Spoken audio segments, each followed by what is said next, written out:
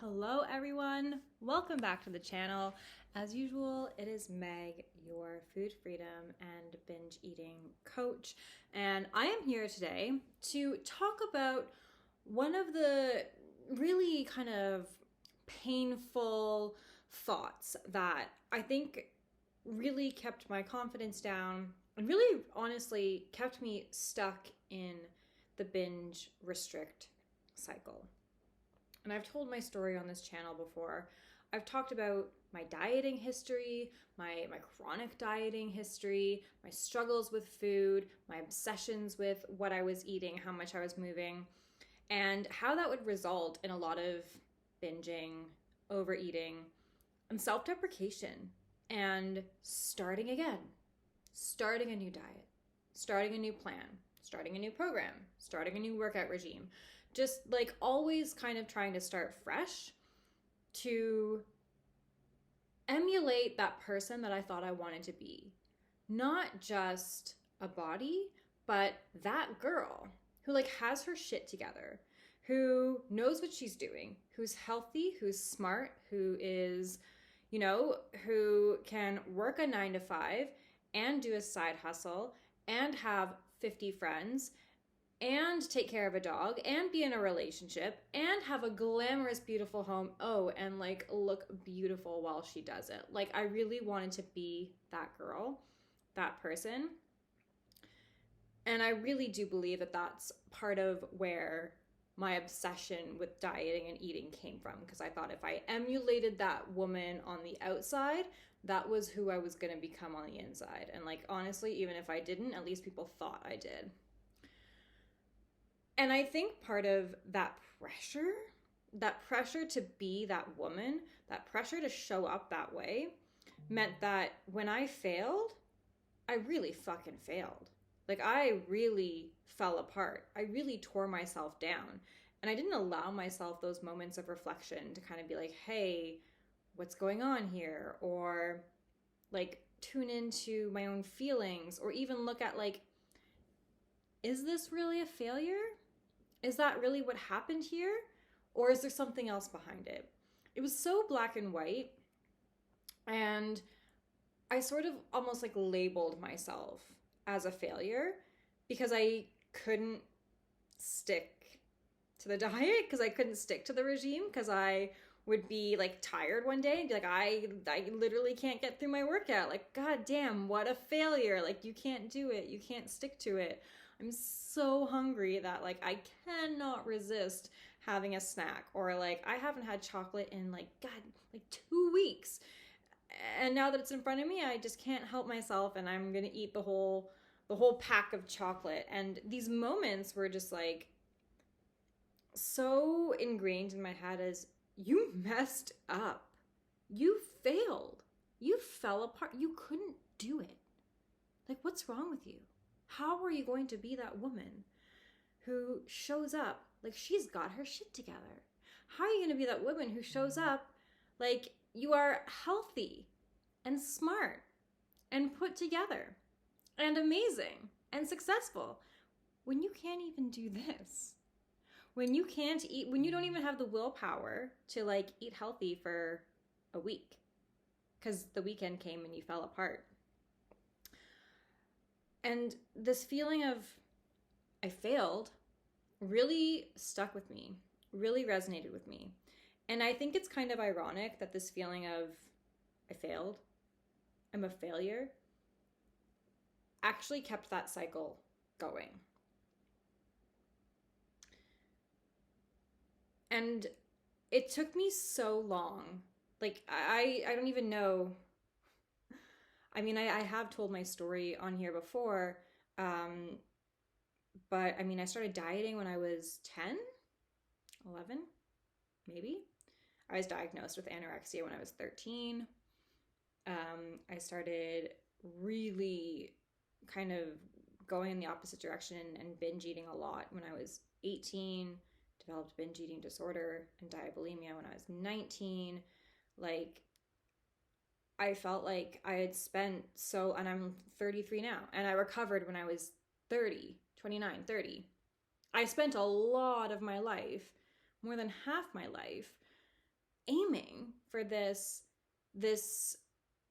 statuesque woman, I guess, that I was trying to become through dieting. And diet culture has changed over the 30 years I've been on this planet, 33 years that I've been on this planet, over the 20 some odd years that I was dieting. And I think that part of also what kept me so stuck and so like in this cycle was that the dieting kept sort of masquerading itself as wellness culture. Like diet culture kind of shifted into wellness culture.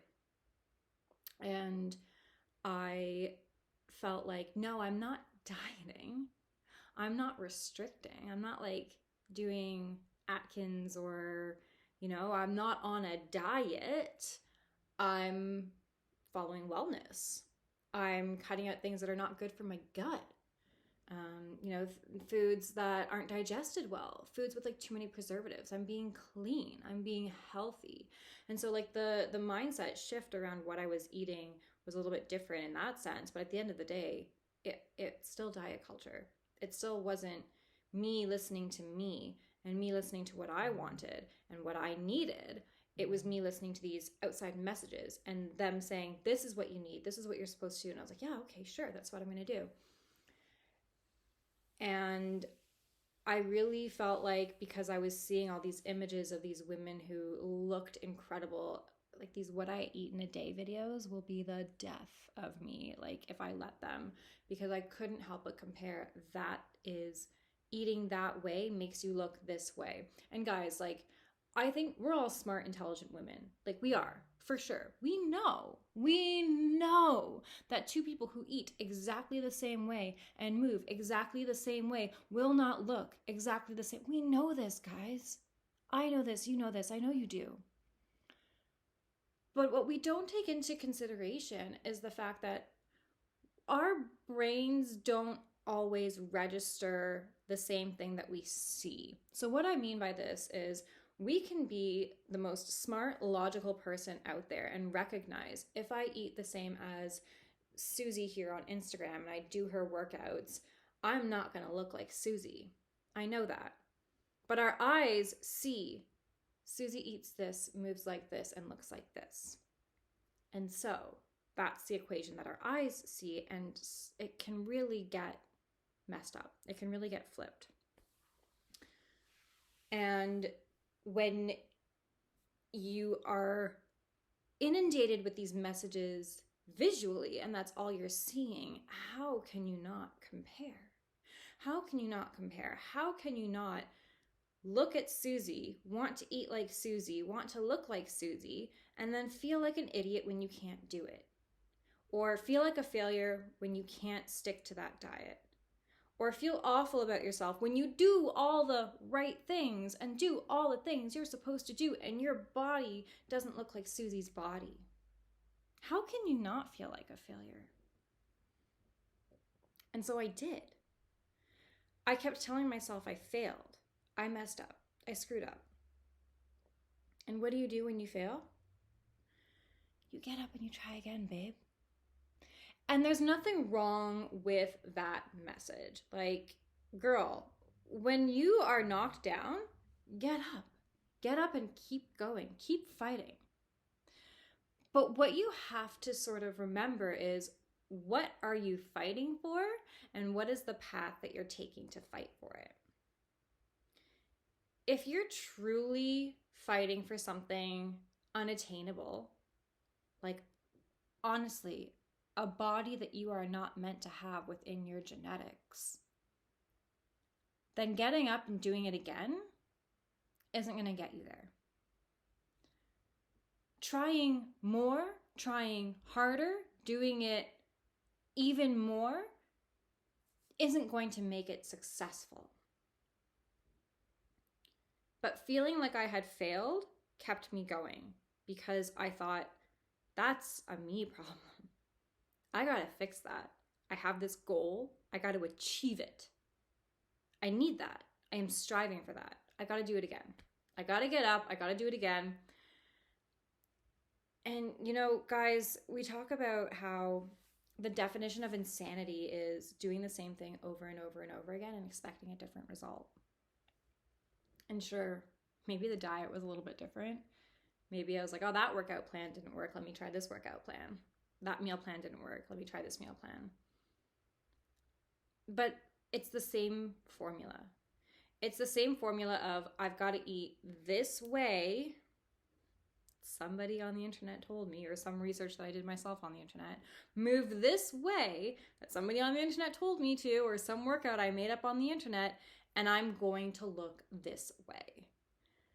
And that's not the way it works. And this feeling like I had failed was so demoralizing. And I think that it honestly clouded the path that was available to me. The path of not looking at those outside messages, not looking at the influencers, not trying to copy their meal plans or their workouts, and kind of getting in touch with me. What do I need? What makes me feel good? And this is not like easy. This is a really difficult process to get in touch with those needs and understand what makes you feel good, because there are so many signals that can get interrupted. It's not just about, am I hungry? Am I full? It's not just about, what am I craving? It's not just about, doing a workout that, really fatigues your muscles. It's about your body and your mind and your soul, and feeding all three at once. And that can look different day to day, year to year. That can look different as you change and you evolve and you grow. And I think where we kind of can sometimes get muddy as well is that there's scientific research out there about foods that are really good for you and really nutrient dense and better for some, digestive issues than others. There are people with allergies or people who can't digest certain foods. And so there's a lot of great scientific evidence out there that is really wonderful guidance. And same with workouts. A lot of evidence out there. If you want to strengthen a certain muscle, here are some exercises you can do. These are great guidelines, wonderful guidelines. And I think it's really important to understand that they're guidelines. They're not your exact prescription. And when I started my intuitive eating journey, I think I went a lot in the other direction. And I was like, screw all that information. I am rebelling against all of it. And I'm just doing what my body tells me. And that's really limited information. The signals my body gives me are amazing and they're strong, and I really recognize them now. And I'm so great at being able to identify my hunger, being able to identify my cravings, being able to identify what foods aren't really sitting with my body right now, what foods are giving me life and energy and enjoyment. And do I also maybe need to sprinkle in some more variety to make sure that I'm getting those micro and macronutrients that I don't always recognize that I crave?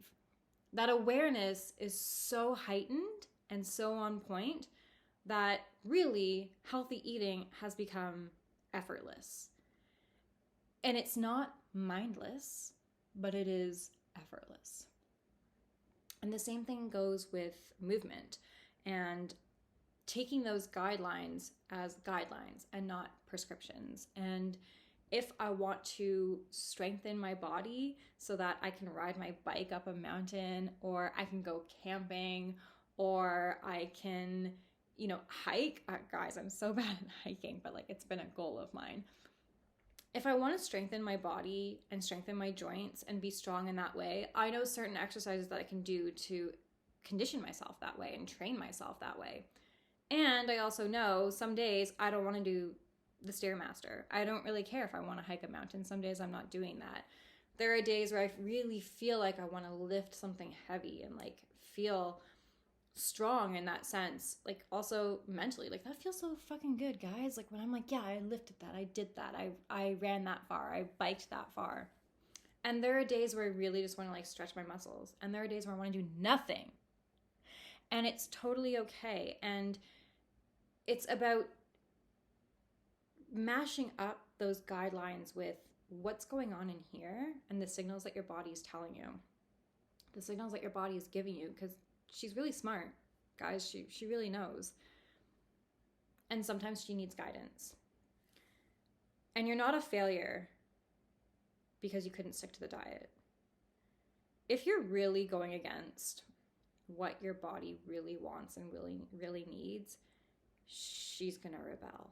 And she's going to start shouting at you that I need more.